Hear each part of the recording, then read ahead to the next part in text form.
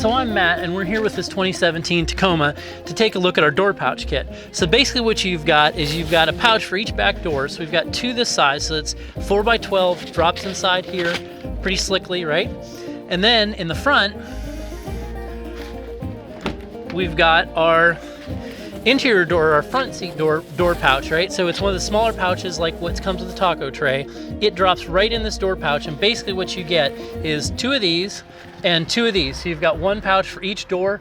Bam, all your stuff's organized. This isn't full of junk in the bottom of it, you know, that you gotta clean out, like the gum that your kids leave in there, all that kind of thing. Because why? It's filled with a pouch, and you can keep all that miscellaneous stuff in here.